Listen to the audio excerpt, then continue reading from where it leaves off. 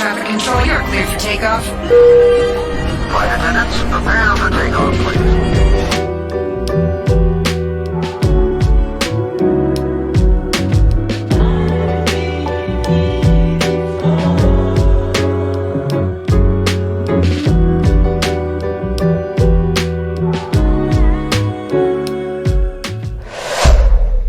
Hello, everyone. Welcome to the first episode of the Infinite Horizon podcast. This is a speech that I did for the Association of Supply Chain Management Houston chapter, and it's about claiming your seat at the table and advocating for your career.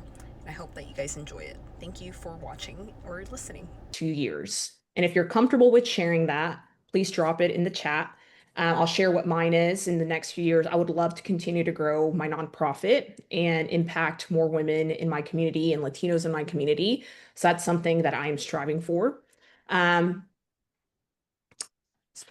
yeah, if you guys feel comfortable sharing, please drop it in the chat. And we're here to talk about something that most of us wrestle with in our careers, but we don't always talk about it out loud, and that's self-advocacy.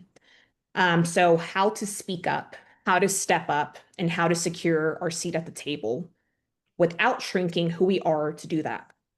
And I didn't always know how to do that. In fact, I'm still learning a lot, but I want to take you back to where it really started for me. And I want to begin with a story. And that story is a story of an imposter. And funny enough, that imposter was me. I come from a family that immigrated to the United States. My family is from El Salvador, and I'm a proud first generation American. And I actually wanted to show you guys my family. This is a picture. Oh, you can't see it. Oh no. This is a picture from 2017. It's a little old, 8 years old, but that's my family, and I just love them so much. I'm a proud first generation American, and I grew up hearing the stories of how my parents came here with nothing but a dream. And my father, he began working at 14, and now in his ripe age, he still hasn't stopped. And my mother, she always put her children's needs above her own. She sacrificed her dreams and her career to give us a better life. And it wasn't a job that she enjoyed. But her job gave her the flexibility to be able to take my newborn brothers to work, right? Because when you're self-employed, you don't necessarily have maternity leave, right? You have to provide for yourself. And so this job gave her the flexibility to take my brothers to work, but still be able to provide for the family. And so my dad, he usually would travel for work. So he would leave Mondays and he wouldn't come back till Friday night or Saturday. So we would see him 2 days a week usually. So while my dad traveled for work, my mother filled in those both parenting roles, right? Being the one that dropped us off at school, being the one that picked us up, being the one that was at choir concerts, band concerts. On top of that, her career, right? Her very physical, laborious job. And I witnessed grit, I witnessed resilience, and I witnessed true love in action. And their work ethic lit a fire in me. I wanted to be great, I wanted to win, and I wanted to be different. But when the opportunities did begin to open for me, I really didn't feel ready. I didn't feel like the child that would. I felt like the child that possibly could, maybe one day. But the reality is that imposter syndrome whispered to me constantly. And I want to ask you guys, if you've ever felt imposter syndrome, can you drop a hand in the chat? Because it's something that we deal with a lot, but we don't talk about it. And it's a feeling that's completely normal. And I could sit here for the next hour telling you about the hard parts of my story, but I refuse to dwell there because my story is about perseverance, faith, and choosing to move forward. My faith is something that's very important to me, and I'm a firm believer in Christ. And my faith has kept me grounded when the path was unclear. If you ask me how I got through college, honestly, it was a blur. I couldn't tell you every single detail, but I do know that I didn't know how I was going to pay for it. I remember sitting down with an Air Force recruiter ready to enlist because I thought that that was the only way. And I went to my mom and I told her about my plan, and she was just heartbroken at that thought. And I remember one day in high school seeing students just carrying around these thick packets of paper. And I was like, man, like, what is that? I'm someone that I'm a little nosy, so I always want to know what's going on. So by God's grace, I grabbed one of the packets and it was a scholarship packet. And that packet changed my life. I was able to earn a full academic scholarship to University of Arkansas, where I majored in supply chain management for my undergrad. And after graduation, I left my hometown and accepted a role with Amazon. And mind you, in my early 20s, I was one of the youngest managers in this facility, and I was instantly thrown into a role where I was leading large groups of people. And in all reality, I was not ready. I had never led people before. I was in over my head, and I couldn't necessarily go ask my parents for corporate advice because, they haven't lived that world. They could give me life wisdom, but for this next chapter, it was important for me to build a support system from scratch. At Amazon, I learned that hard work and numbers aren't enough. You have to advocate for yourself. No one, no one will champion your value better than you can. It's your job to step up, to speak up, and to claim your seat at the table. Through resilience, faith, and community, I was able to rise through the ranks at Amazon, and I then transitioned my career to Walmart. And at Walmart, I'm very honored and proud to say that at 26 years old, I'm one of the youngest directors at Walmart. And I'm a firm believer that your mindset shapes your reality. And I believe that anything in life is possible. Life is about taking risks. Life is about believing that things you can't even imagine are possible for you. And the ability to win is inside all of us.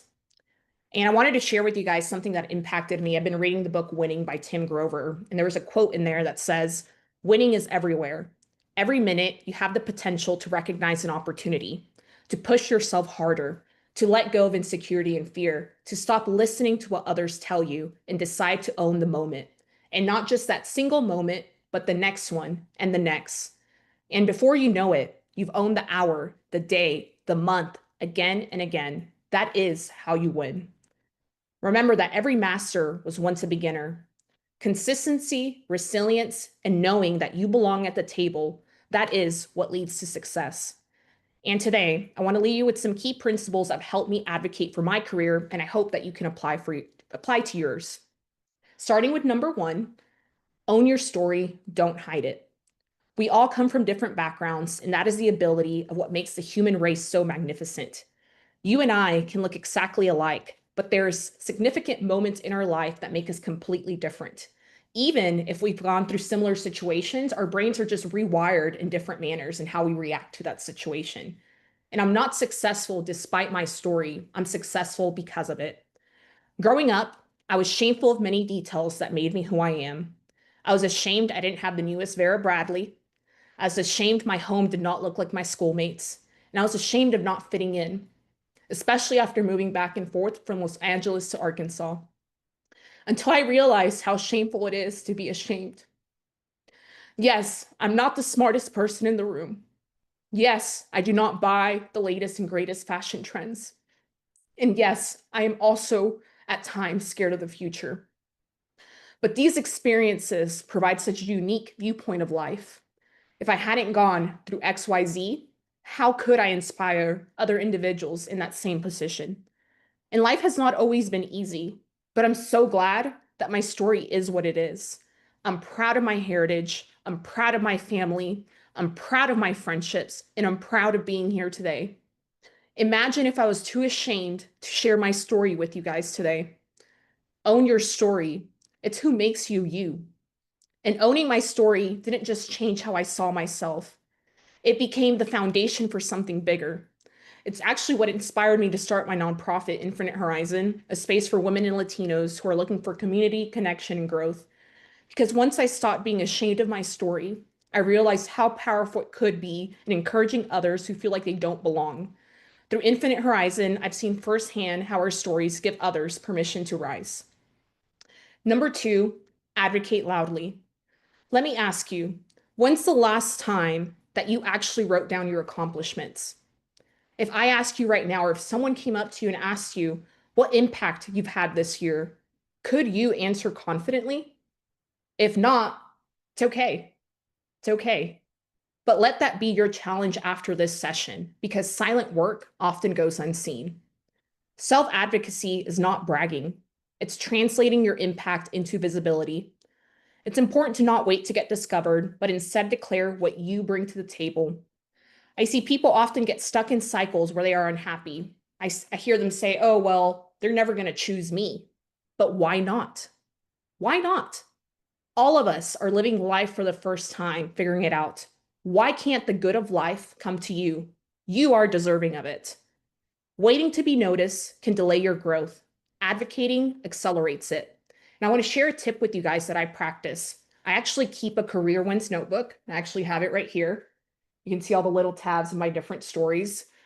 And with this career wins notebook, I document any large project or win in my career. I write it down in STAR format, not to be confused with the STAR format, that's very similar. I wrote down the situation, what the situation was, the action that I took, and the result of my action. And keeping this document allows me to look back at my progress over the years, or even when it's time to promote or for a performance review, I'm able to access my career highlights quickly. Remember that if you can speak confidently about what you've done, you'll open doors to what you're capable of doing next. I want to share a little bit of a life story. One of the biggest lessons I learned early in my career was this: delivering results matters, but visibility matters too. At Amazon, I used to think that if I worked hard behind the scenes, the right people would notice. But the reality is, y'all, people, there's so many complexities, man. The business keeps going. And I quickly learned that that's not how it works. You have to be intentional about showing your value. You have to advocate for yourself. So I started finding ways to do just that. So, for example, when I would lead a major project, I would send out recap emails. I would highlight milestone updates that clearly outline what was accomplished and how it benefited the business. And on top of that, I started networking more intentionally. I would reach out to other leaders, ask them questions, and share what I was working on. And it wasn't that I was sharing this out of a place of ego, but from a place of ownership. And also, knowledge is power, y'all. You can learn from others. It's important to learn from others. But then, towards the end of my time, of my career with Amazon, I had a leadership change. And my new boss, he did not speak to me, and he wouldn't go out to the floor with my team. And it was really, really hard. And it wasn't just a disservice to me, it was a disservice to my team. They wanted to see a leader who showed up. And I could have easily stayed quiet. I could have let it slide. And honestly, I think the spicy Latina came out of me a little bit. But the reality is that I know the cost of silence, and I wasn't willing to pay it. So I approached him with respect, but also with directness. I explained what my team needed, what I needed, and why it mattered. And that moment taught me that advocating for yourself isn't just about career growth. Sometimes it's about protecting your values, your people, and your peace. Now, I want to pause here for a second, and I want you to picture the table that you're meant to sit at. Who is there?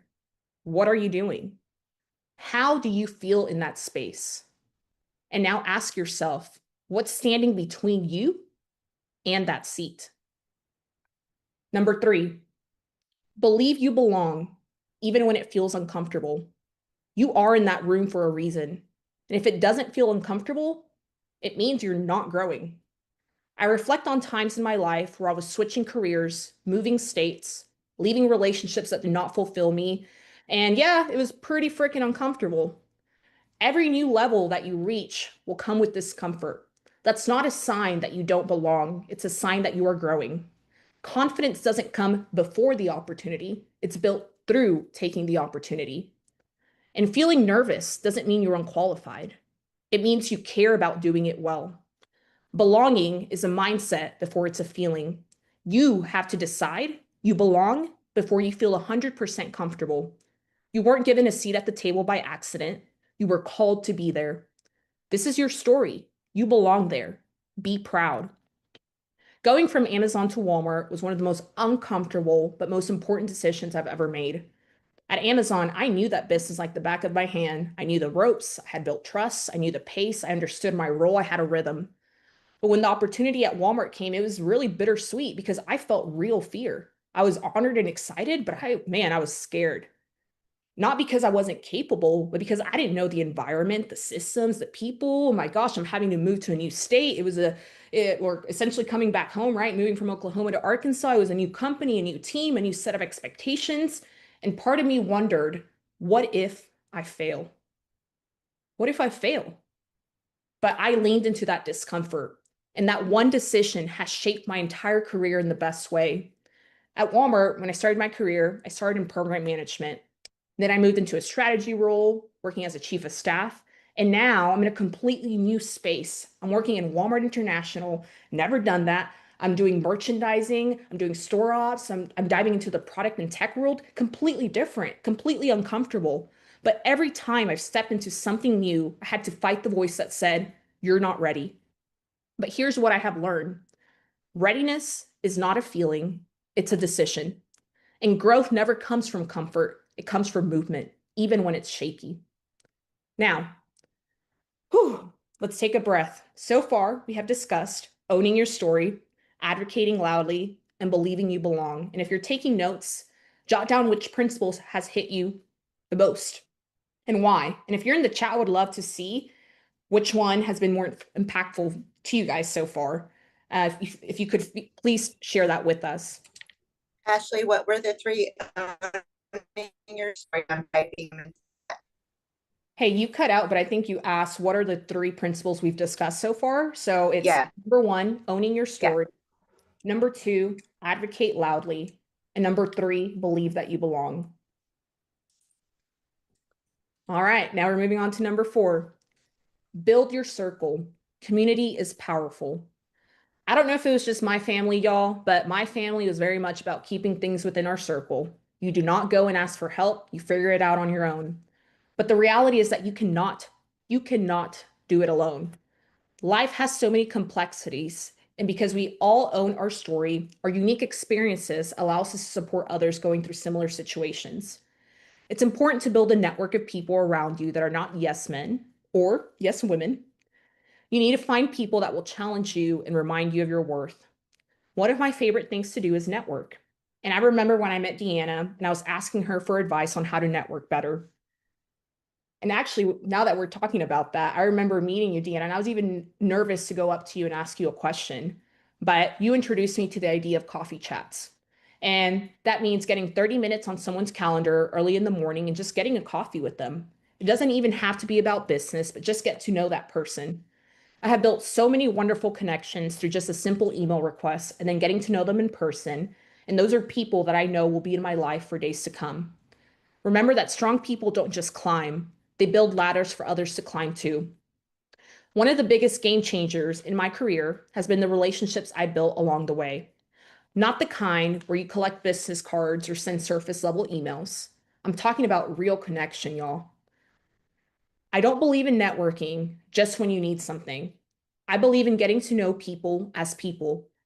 Whenever I join a new team, I make it a point to meet everyone. I want to know my boss's peers, my peers' direct reports, cross-functional teams I'll work with, the ones that I might not even work with, but why?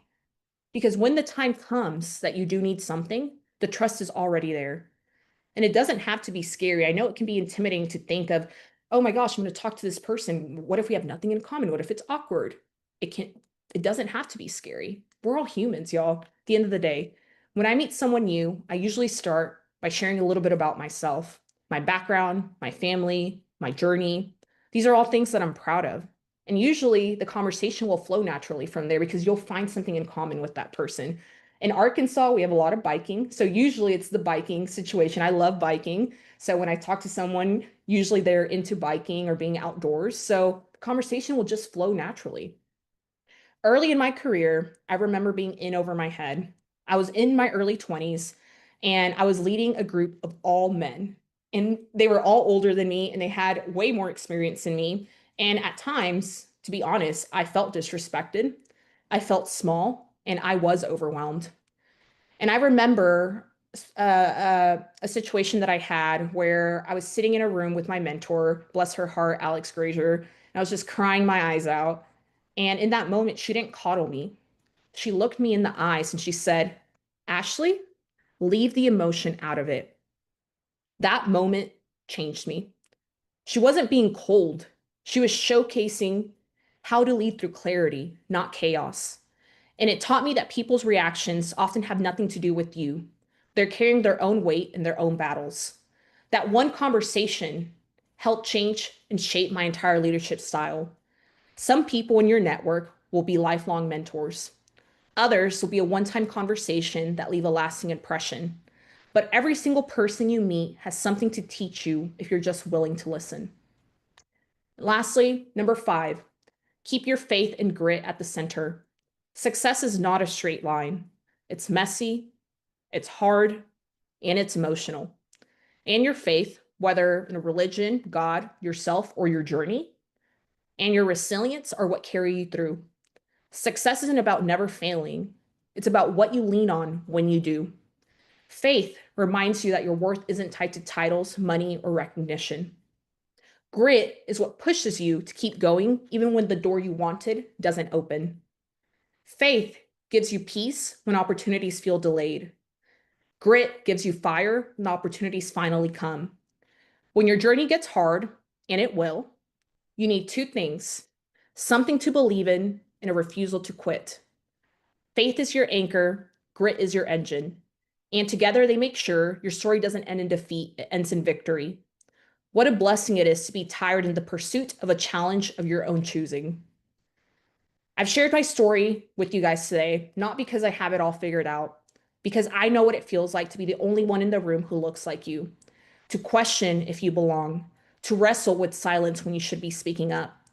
But here's what I've learned: your story is your strength, your voice is your power, and your presence at the table is not a favor, it's a fact. You are there because you earned it. Advocating for yourself isn't always easy. It takes courage to speak up. It takes faith to walk away from comfort. It takes boldness to build relationships and put yourself out there. But when you do, when you choose to be seen, to be heard, and to be you, that's where transformation begins. And the best part about it, every time you advocate for yourself, you make it easier for the next person to do the same. So here's my call to you today: own your story, speak your value, believe that you belong, build with others, and ground it all in something deeper: your faith, your resilience, and your why. You don't need permission to take your seat. You are the voice, you are the future, and your moment, it's now. Thank you so much, everyone, for your time today. If you guys would love to stay in touch, I would love to connect with you guys on LinkedIn. And I would love to open the floor to any questions you guys might have or any conversation. Hello everyone, I wanted to pause the video here for a quick heads up. This is officially the end of the speech. The rest of the audio that you are going to hear or watch is commentary and questions from the audience. And some people share how this speech impacted them while they were listening to it. So it is pretty cool to be able to hear their questions and comments. So if you would like to listen to the rest of it, you can keep going. And I do appreciate you for even making it this far. Have a great day. Thanks, Ashley. I've been texting with some people. I love her. She's totally badass. And we Latinos are spicy. All great things. And of course, just your passion comes through, and your advocacy, not just for yourself, but for others, is inspiring, like I've mentioned. So I would love for some folks to like some of their memorable moments or questions that they have for Ashley. She had some, challenges in her career where she had to advocate and speak up when people told her not to. We've all had those situations, ask questions, and she can share what she did in those moments and how those may help you with whatever you're struggling with today in your career. I don't have a question, but I have a comment. First of all, Ashley, that was a great presentation. Thank you for sharing with us.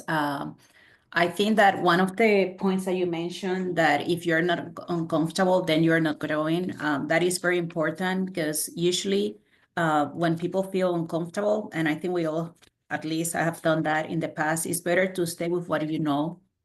But then if you think about it, that is not going to let you grow. And also you're going to regret it, because then you'll say, why I didn't try to do that. So we have to get out of our comfort zone. And definitely getting out of that comfort zone is going to bring, it's going to make us feel uncomfortable. But at the end of the day, when you do it, then you feel like, oh, I was able to achieve that, right? Because there's doubts when you're talking about the imposter syndrome, that's part of that. And I think that it just requires, when you said it's a decision, it's not a feeling, it's a decision. When you want to go and achieve the things, that's what really matters. You have to set it out there. What do you want to achieve? What is your goal? Where you want to get? and then fight for that. And there are going to be times that your mind want to be stronger than you, and it's going to be telling you not to do it because you're not capable. But no, we cannot stop at that point, right? We have to go and fight for what we believe we want to achieve. Yeah, Marta, and I agree because, I think one of the biggest things that I would ever regret in life is if I look forward, or let's look 20 years from now, and I'm wondering, what if I would have taken that step? What if I would have done XYZ, right? And I don't want to live that way. I'd rather do it now. So I agree with you. It's definitely a choice, and it is scary, but at the end of the day, I encourage all of you guys, if you have a dream on your heart, please take this, mentor if you have questions and you're like, how do I even get started? That's why there's so many people that you can learn from, right? To be able to accomplish your dream.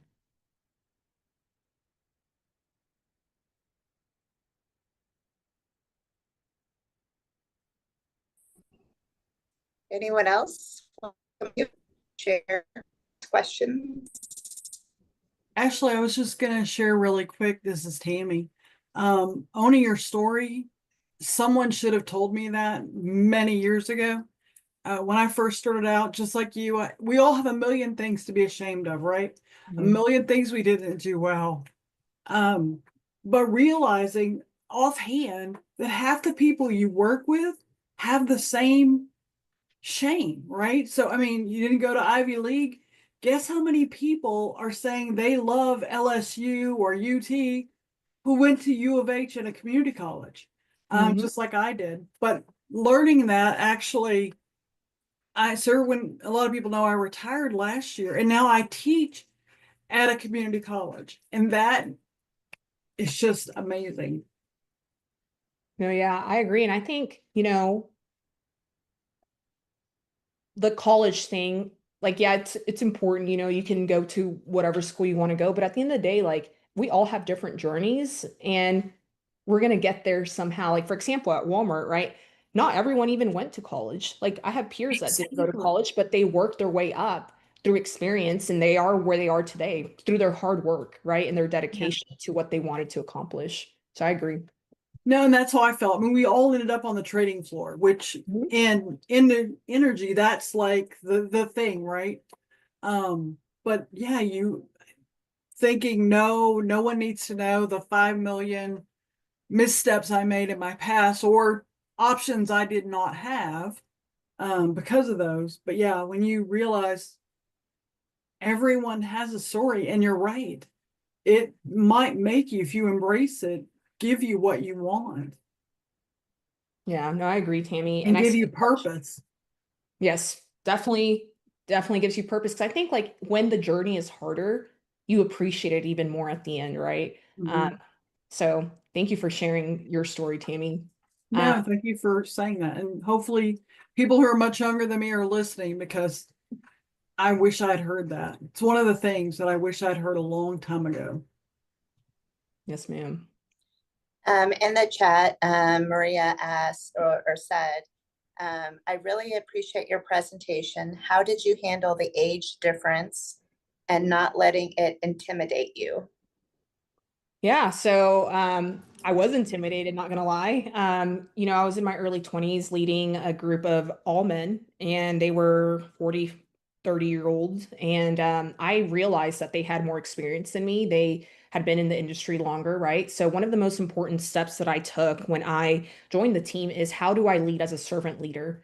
So I could easily go in there and delegate a bunch of tasks and be like, you're gonna do what I say because I'm your boss at the end of the day. But that's not the right approach, right? So for me, servant leadership is so, so important, especially when things hit the fan. You're not there telling them what to do, but you're there alongside your team, working with them.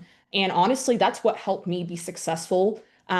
Because I wasn't just telling them what to do. I was in there tossing boxes in the trucks, packing boxes. I didn't care if, no other people of my level would ever go out to the floor and it was taboo. No, I'm there to support my team.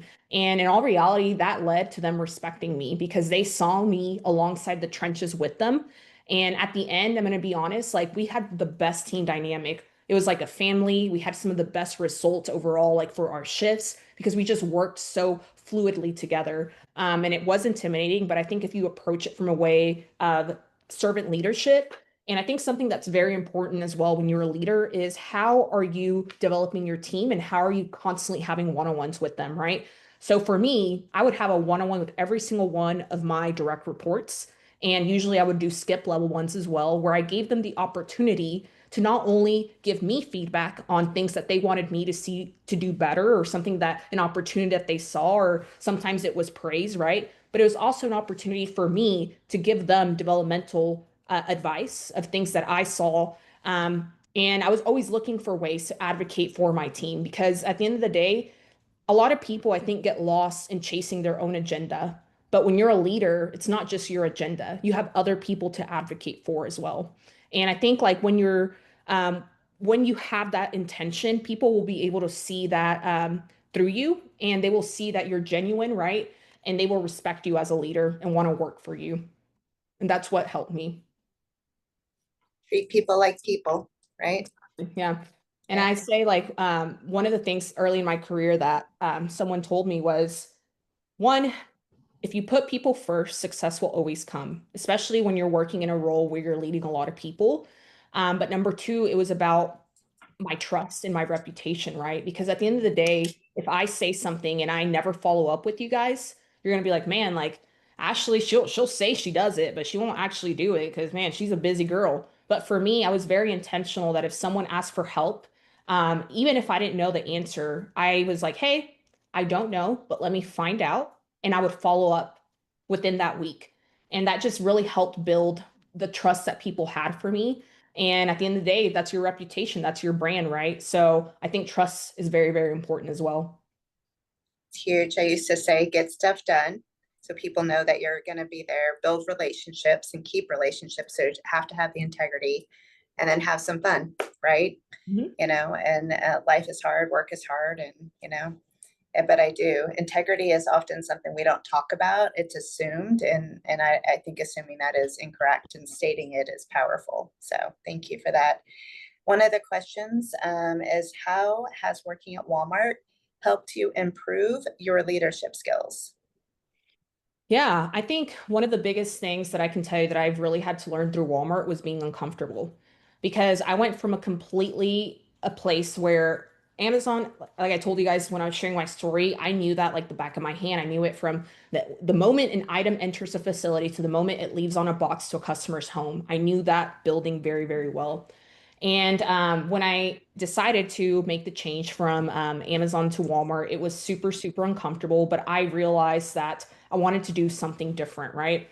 And when I got to the company, I think within my role at Walmart, I really learned also how important it was to network because my skills were not the best at the time, right? Like I knew the idea of networking, but I didn't really have to do that at Amazon because I was just always, the go-to leader, the person that knew everything. I had been there since the facility had opened. And so I think that's at Walmart, I really had to improve that networking skill, right? And getting to know different people because the business is so big that you have to learn from cross-functional partners, right? It's not people that you work with every day, but you have to go ask questions. You have to be curious. And yeah, it was being networking, right? Building that network. But number two, also being okay with being uncomfortable. And I think that's something that I'm currently really going through right now in my current role because I'm doing a role that I've never done. I've never been a merchant.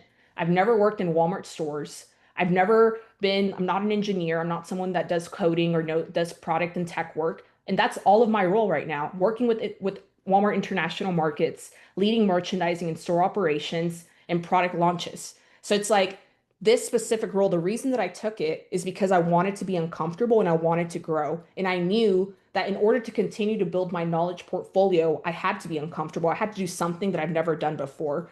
So I think something that I love about Walmart is that there is the flexibility to do that. That if you don't want to do what role you're in, there's always something else that you can do, right? Because Walmart's so big. You can switch completely to doing creative. You can switch completely to being in store operations, to being in e-commerce, to being in security, asset protection, whatever you want to do. There's just so many opportunities there. Love it.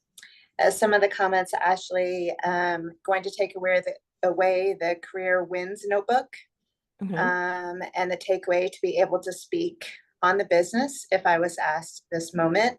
That made me think, and now I am working to put together my elevator speech. I'm curious, as you started to network, right, more fearlessly, I would say, and just becoming comfortable with the uncomfortable of networking, do you have an elevator speech, or how do you approach that? Because I've had different thoughts on it as well, so I'd love to hear, in your journey, where did you start, and then like where are you at today as far as that goes?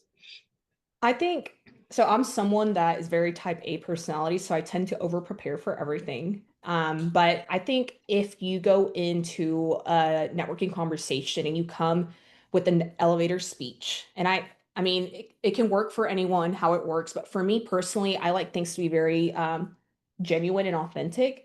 So I don't necessarily come in with the elevator speech. I come in sharing things that I'm proud of. So I share about my story, right? Like I am a first generation American. My parents are immigrants, that's important to me. I have three brothers, they're important to my life. It's important for me to show them that they can break barriers as Latino men.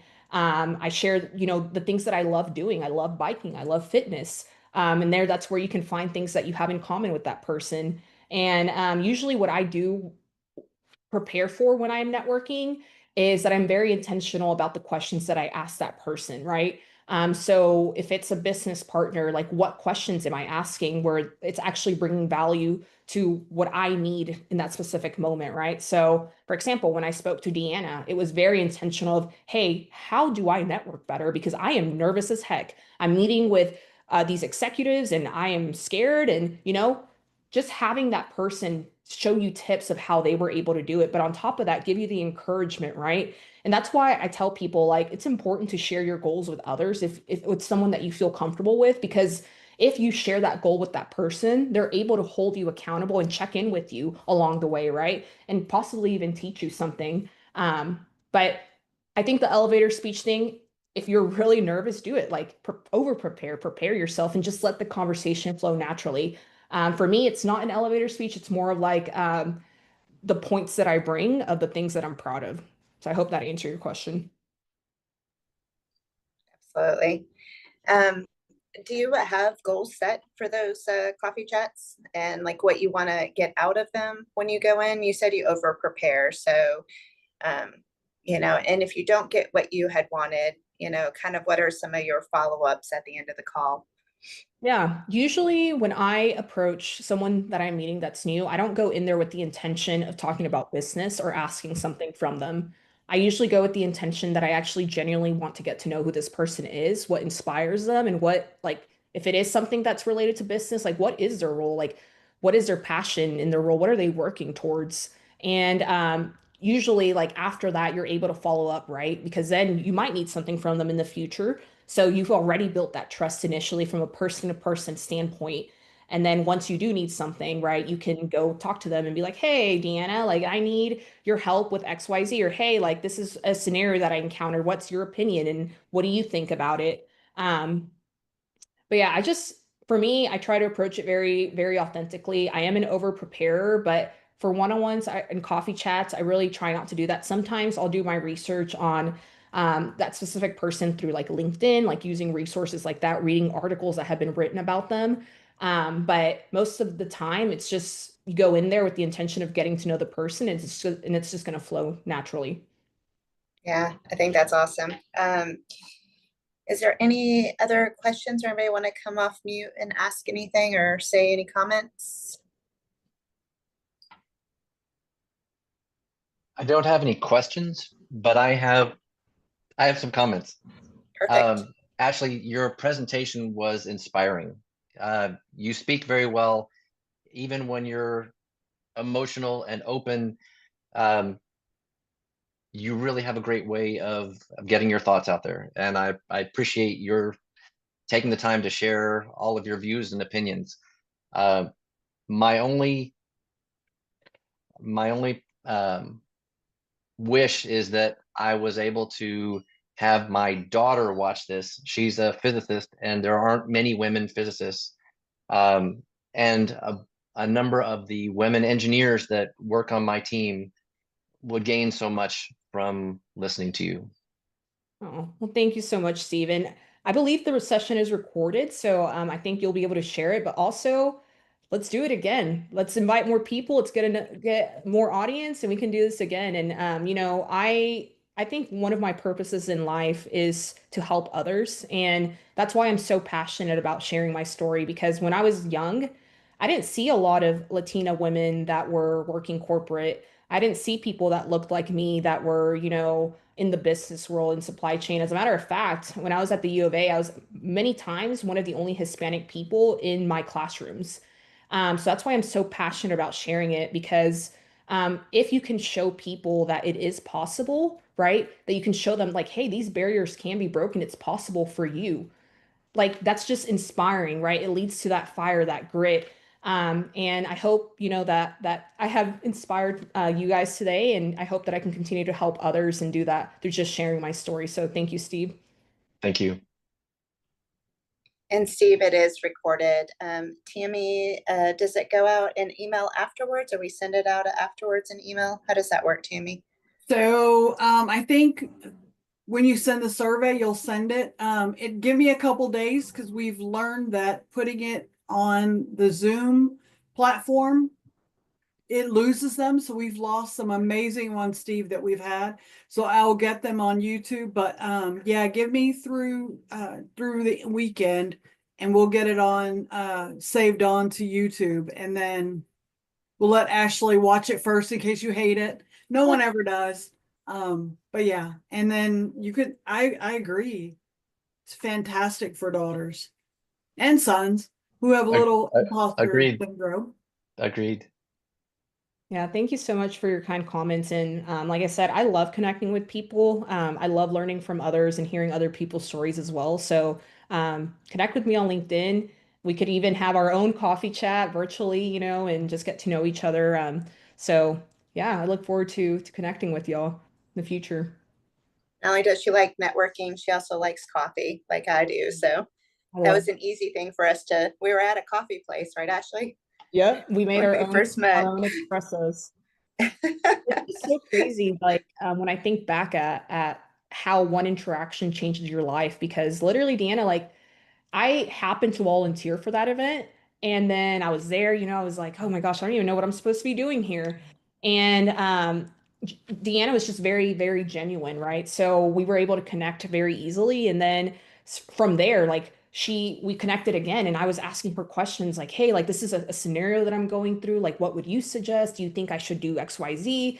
Because I'm a human. I will make mistakes. So when you can have someone else like helping you and giving you advice, like why not? Like we don't have to figure it out on our own. Like it's just that reassurance. And I just think back of how that one interaction has led to even me being here today, right? And speaking with you guys. So yeah, like encourage you guys to network, get to know people. And you'll meet some great people that you don't even know what opportunities could come or the doors that can be open for meeting that person.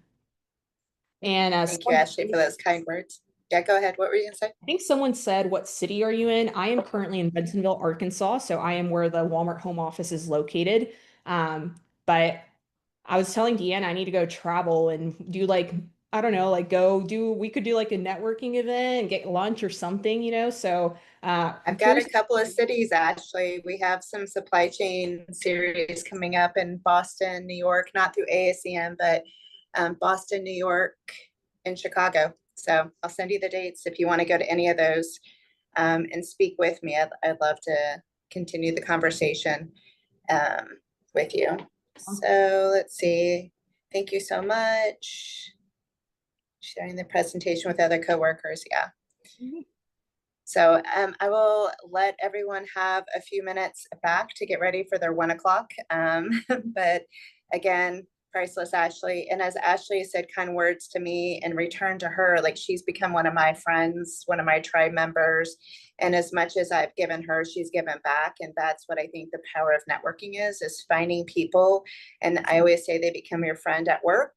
They could become your boss, or they could be someone just outside of work that you connect with. And so I believe that it's a two-way street if you're authentic and vulnerable, and you're just in there to learn from each other.